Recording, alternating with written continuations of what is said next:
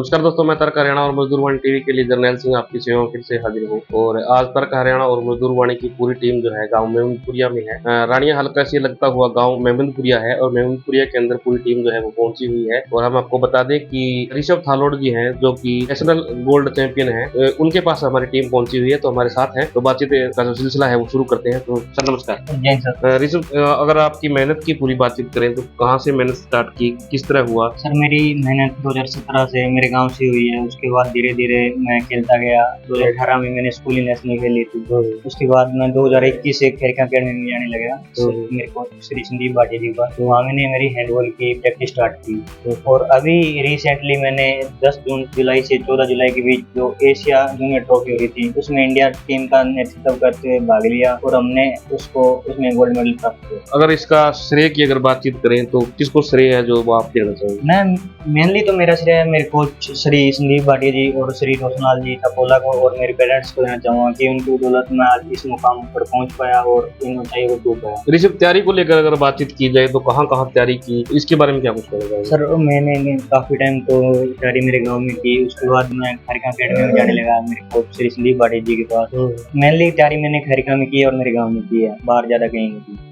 अब आगे किस तरह का सपना है कि कौन सा मुकाम चुने? आगे सर मैं चाहता हूँ कि इंडिया का नेतृत्व करते हुए हैंडबॉल में मैं एशिया गेम में खेलूं, तो ये मेरे लिए और मेरे गांव के लिए बहुत बड़े गर्व का मौका होगा। अच्छा, सरकार से कोई किसी तरह का सहयोग मिल पाया अभी तक या कोई मांग रखना चाहते हैं? नहीं सर, सरकार से किसी भी प्रकार का कोई भी सहयोग अब तक मेरे को नहीं मिल पाया है। और ना ही हमारे पास यहाँ पर किसी भी कोच की व्यवस्था है, ना बेसिक रिक्वायरमेंट है गेम की, जैसे बॉलिंग वगैरह होगी या पोल वगैरह होगी, वो कोई भी प्रकार की हमारे पास रिक्वायरमेंट नहीं है। जो हमारे यहाँ प्रैक्टिस कराते हैं, जो वो भी पीटी सर हैं, पीटीआई हैं, वो भी गांव में ड्यूटी में नहीं है, तो वो भी संडे वगैरह को जैसे भी उनको टाइम मिलता है वो यहाँ प्रैक्टिस करते हैं। तो हमारे पास उचित तौर पर कोई भी कोच की व्यवस्था नहीं। बेसिक जिस तरह आपने बेसिक सामान की जरूरत की बात की, तो अगर बेसिक आपके गांव के स्टेडियम की अगर बातचीत की जाए तो किस तरह की स्टेडियम व्यवस्था बच्चों के लिए किस तरह की है? किसी भी प्रकार की व्यवस्था नहीं है सर। पंचायत ने आज तक तो हमें खेलते हुए सर 8 साल का मेरा स्पोर्ट्स करियर हो गया है जब से मेरे गांव में हम खेलने लगे हैं, तो पंचायत से किसी भी प्रकार की हमें कोई व्यवस्था नहीं मिली। मांग किस तरह की रखना, मतलब क्या कुछ मांग सरकार से रखनी चाहिए? सरकार से मांग तो यही है कि जी गांव में सर्वप्रथम तो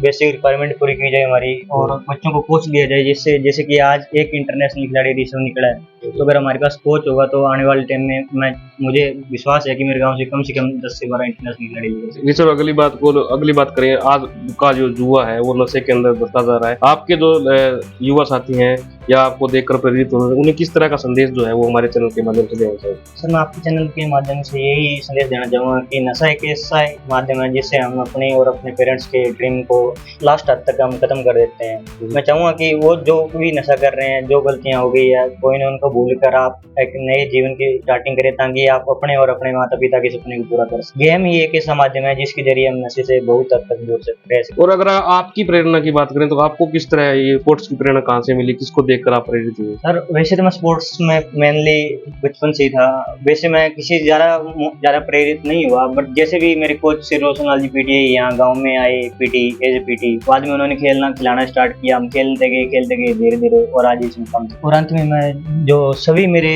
कठिन समय में जो मेरे दोस्त, मेरे सीनियर जो भी साथ खड़े रहे, उनका मैं तहे दिल से धन्यवाद करना चाहता हूँ। और साथ में तर्क हरियाणा और मजदूर वाणी का भी मैं बहुत तहे दिल से धन्यवाद करना चाहता हूँ कि आज वो हमारे गाँव में आए और मेरी आवाज तक को सरकार तक पहुंचाने का काम करेंगे। यदि ये बातें सरकार तक पहुंचती है और सरकार मेरी मांगों को पूरा करती है तो मुझे विश्वास है कि मैं अपने देश का और ज्यादा नाम रोशन करूंगा। तो ऋषभ के पिताजी हैं सुभाष चंद्र जी हमारे साथ हैं, इनसे बात करते हैं। तो सर नमस्कार। नमस्कार जी। सर सबसे पहले तो आप बधाई के पात्र हो कि आपका बेटा गोल्ड मेडल लेकर आया, तो किस तरह का महसूस जो है हो रहा है और गाँव में किस तरह की खुशी की लहर है? गाँव में बहुत बड़ी खुशी की लहर है जी। एक मतलब छोटे से गाँव के अंदर इंटरनेशनल हैंडबॉल में गोल्ड मेडल लेकर आना बहुत बड़ी बात है जी। ये सारा श्रेय कोच श्री संदीप भाटिया जी की वजह से ये कुछ हुआ है। मैं कोच श्री संदीप भाटिया जी का बहुत बहुत धन्यवाद करता हूँ। और इसने भी बहुत मेहनत किया है, 100 किलोमीटर रोज अप डाउन करता है जी। गर्मी सर्दी में आंधी इसने कोई नहीं देखा और दिन रात मेहनत की है। तो बेटे की अगर प्रेरणा की बात करें बाजी, तो कहाँ से प्रेरणा इसको मिली, या शुरू से इसका ड्रीम यही था स्पोर्ट्स में जाने का? ड्रीम शुरू से है, बाकी हमारे पीटीआई है सर रोशनलाल जी, तो उन्होंने नेटबॉल शुरू किया था। नेटबॉल ये खेलता रहा 5-6 साल और अब ये 3 साल से हैंडबॉल भी खेल रहा है। प्रेरणा उनकी भी है और घर वालों की भी है।